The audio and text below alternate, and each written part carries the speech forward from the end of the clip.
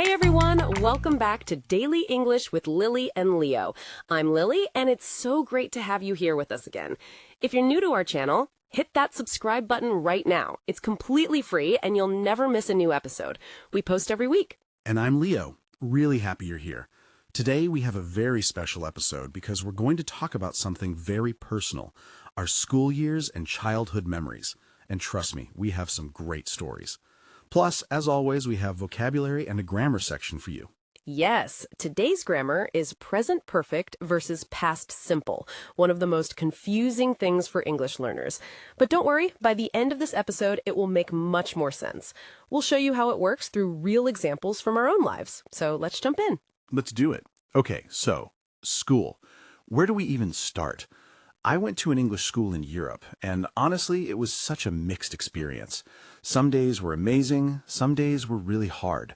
I think school shapes you in ways you don't fully understand until you're much older. That's so true. I feel the same way. I also went to an English school, and looking back now, I'm really grateful for it. My English today comes directly from those years. When you're a kid and you just use the language every day, in class, with friends, at lunch, it becomes natural without you even noticing. Exactly. I remember my first day at school very clearly. I was so nervous. I didn't know anyone, and I was worried that my English wasn't good enough. But kids are actually very kind, well, most of the time. Within a few weeks, I already had friends, and I started to feel comfortable. Oh, first day nerves. I remember mine too. I sat at the wrong desk because I didn't understand the teacher's instructions. I was so embarrassed. But my classmate helped me, and we became really good friends after that. Funny how one small, awkward moment can start a friendship. That's so sweet. I love that story. I think school friendships are very special because you go through everything together. Exams, embarrassing moments, growing up. I still talk to two of my school friends. We play football together sometimes, actually. That connection never really disappears. That's lovely. I lost touch with most of my school friends when I went to university to study software engineering. Everyone went in different directions. But I've reconnected with a few people recently on social media, and it's really nice.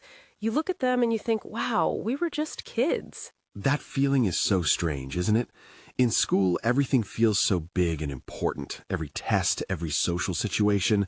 And then you grow up and you realize it was all just the beginning.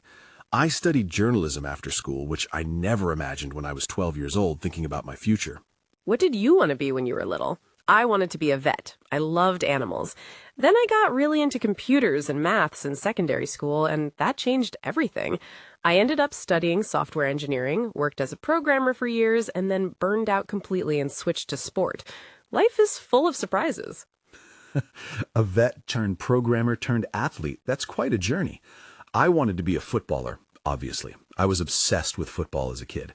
I played every single day after school with my friends. We used to make up our own tournaments in the park. Those were honestly some of the best days of my life. That sounds amazing. I wasn't very sporty at school, actually. I was more of a quiet, studious type. I read a lot, I liked science and IT. Sport came much later for me, after I left the programming world. Now I run every morning, and I genuinely love it. But 12-year-old Lily would be very surprised to hear that. People change so much. Okay, what about favorite subjects? At school, I loved English class, obviously, and history. History was fascinating to me because it was full of real stories. I also liked PE, which is physical education, the sport class. That was always a fun break from sitting and writing. I loved maths and computer science. I was a total nerd about it. Our IT teacher was brilliant. He made everything feel like a puzzle to solve. I think one good teacher can completely change how you feel about a subject. Have you ever had a teacher who really inspired you? Yes. My English teacher in secondary school was incredible. She never just taught us grammar rules from a book. She brought in films, songs, newspaper articles. She made English feel alive and relevant. I think she's part of the reason I ended up in journalism. She showed me the power of language. That's beautiful. Teachers really do shape your life without always knowing it. I had a math teacher who believed in me when I didn't believe in myself. I struggled a lot in year 9, and she stayed after class to help me. I passed my exams because of her extra time and patience.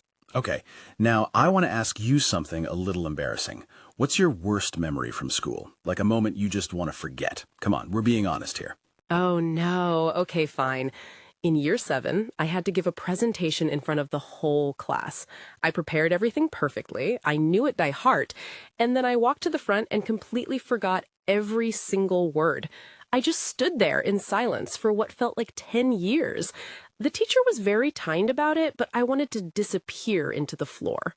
Oh, I feel that so much. My embarrassing moment was in PE. We were doing gymnastics and I fell off the balance beam in front of everyone. Not just a small fall, a big dramatic fall. Everyone laughed, including me eventually, but in the moment I was absolutely mortified. I think about it sometimes and still cringe a little. At least you laughed about it. Okay, I think it's time for our vocabulary section. We have 5 great words for you today, all connected to school, memories, and childhood. Remember, these words will be in the description of our channel, Daily English with Lily and Leo. Find them, save them, add them to your flashcards. Word number 1, embarrassed. If you feel embarrassed, you feel uncomfortable or ashamed because of something that happened, often in front of other people. For example, she felt embarrassed when she forgot the words of her presentation. It's a very useful word because, let's be honest, embarrassing moments happen to everyone. Word number 2, to reconnect. To reconnect means to make contact again with someone you haven't spoken to for a long time. For example, I reconnected with my old school friends on social media. This word is beautiful because it captures that warm feeling of finding people from your past again. Word number 3, to shape. To shape someone means to strongly influence who they become, their personality, their values, their choices. For example, our school years shape us in ways we don't fully understand at the time. You can also say, that teacher really shaped my love of writing. It's a very natural way to talk about influence. Word number 4, mortified. Mortified is a stronger way to say very embarrassed. It means you felt so embarrassed that you wanted to disappear. For example, he was mortified when he fell off the balance beam in front of the whole class. It's a great word for storytelling because it adds emotion and drama. And word number 5, to lose touch. To lose touch with someone means to gradually stop having contact with them. You stop calling, messaging, seeing each other. For example, after university, she lost touch with most of her school friends. The opposite is to keep in touch, to stay connected. Both are very common in English conversation. 5 great words: embarrassed, to reconnect, to shape, mortified, and to lose touch. All 5 are in the description below. Go and get them. Okay, Leo, grammar time. Present perfect versus past simple. This is one of the most common questions we get, so let's explain it clearly. Yes. So let's start with past simple. Past simple is used for finished actions in the past, things that are completely done with a clear time. For example, I went to school in Europe. That's finished. It happened in the past at a specific time in my life. My teacher stayed after class to help me. Done, finished, past simple. Past simple often comes with time words like yesterday, last year, in 2010, when I was a child, ago. These words tell you exactly when something happened. For example, I forgot all my words during the presentation in year 7. Year 7, that's a specific time, so we use past simple. Clear and simple. Now, present perfect. Present perfect is used when the past connects to now, when the result or effect is still relevant in the present. For example, I have reconnected with some old school friends. I did it in the past, but it's relevant now. We are in contact now. The connection is current. That's the key idea. Present perfect also talks about experiences in your life, things you have or haven't done, without saying exactly when. For example, I have never played football seriously. I'm talking about my whole life experience up to now. Or, have you ever had a teacher who inspired you? We ask about your life experience in general, no specific time. And here's the big rule. If you use words like yesterday, last week, in 2005, when I was young, use past simple. If you use words like ever, never, already, yet, just, recently, or if there is no specific time, present perfect is usually better. The time words are your biggest clue. Let's practice with our own stories. Leo, you said earlier, I still talk to two of my school friends. Can you make a present perfect sentence about that? Sure, I can say, I have kept in touch with two of my school friends since secondary school. Present perfect with since, because it started in the past and continues now. Or we have played football together many times. No specific time, just the general experience. Does that sound right? Perfect. That's exactly right. And I said, I burned out and left the programming world. That's past simple. It's a finished event. But I can also say, I have changed careers completely.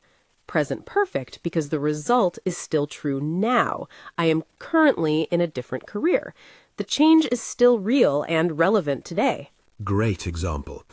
One more common mistake to watch out for. In British English, we often use present perfect with just, already, and yet. For example, I have just remembered something embarrassing. Or, have you finished your homework yet? In American English, you might hear past simple in these situations, but in British English, present perfect is more natural. So, to summarize, past simple for finished actions with a clear time in the past. Present perfect for experiences, for things connected to now, and for actions where the exact time is not important. Use the time words as your guide. And the best way to practice? Tell stories. Talk about your school memories exactly like we did today. Okay, let's wrap up. Today we talked about school memories, first days, favorite teachers, embarrassing moments, old friends. And we learned present perfect versus past simple. Think about your own school story. Can you make two sentences, one in past simple and one in present perfect? Write them in the comments. We will read them. Yes, please, write in the comments. We love reading your stories and your English practice. And don't forget, our 5 vocabulary words from today are in the description. Embarrassed, to reconnect, to shape, mortified, and to lose touch. Save them, study them, use them in a real sentence about your own life. That's all from us for today. Thank you so much for spending your time with us here on Daily English with Lily and Leo. If you enjoyed this episode, please subscribe. It's free and it really helps us grow. Share this episode with a friend who's learning English. See you next week. Bye, everyone. And remember, 1% every day adds up to something amazing. Subscribe to Daily English with Lily and Leo, and let's grow together. See you next time.